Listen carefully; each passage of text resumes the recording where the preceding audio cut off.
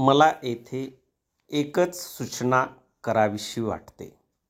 जिल्हा क्षेत्रात काम करताना मला आलेल्या अनुभवावरून मी असे सांगू इच्छितो की सहकारी चळवळ ही काही एखाद्या पक्षाची चळवळ नव्हे. तात्विकदृष्ट्या सहकारी चळवळ ही मूलतः लोकशाहीची चळवळ आहे, हे आपण विसरता कामा नये. या चळवळीमागील हा दृष्टिकोन आपण नीट समजून घेतला पाहिजे आणि लोकशाहीचे हे स्वरूप कोठेही डागाळणार नाही, अशी आपण काळजी घेतली पाहिजे. पण ते डागाळलेच तर ते का डागाळले याचा आपण वारंवार शोध घेतला पाहिजे.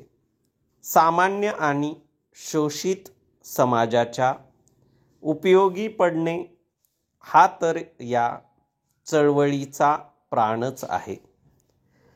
पण खऱ्या अर्थाने आपल्याला ही चळवळ चालवावयाची असेल तर तिच्याकडे आपण लोकशाहीच्या दृष्टिकोनातून पाहिले पाहिजे.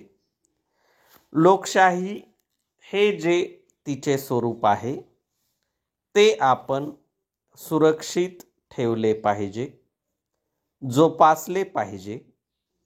मी आपणाला आग्रहपूर्वक सांगू इच्छितो की ही सहकारी चळवळ वाढते आहे.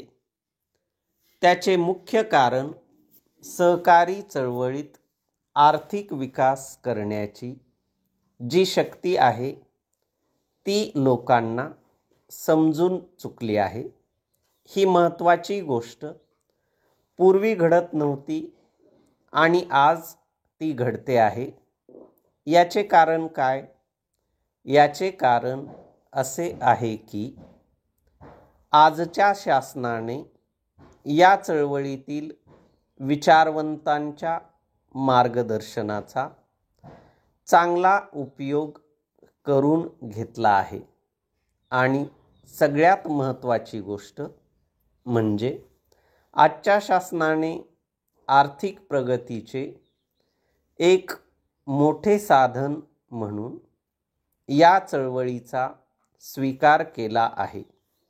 जेथे जेथे आर्थिक प्रगतीचे हे साधन स्वीकारले गेले तेथे तेथे नवीन कार्यकर्ते तयार झाल्यामुळे कामाची गती सारखी वाढत राहिली आहे. महाराष्ट्र आणि गुजरात या प्रदेशात या चळवळीला जुनी परंपरा असल्यामुळे तेथे ही चळवळ अधिक मोठ्या प्रमाणावर आकार घेत असलेली दिसते आहे. या चळवळीमुळे आपल्याला मदत मिळते आहे.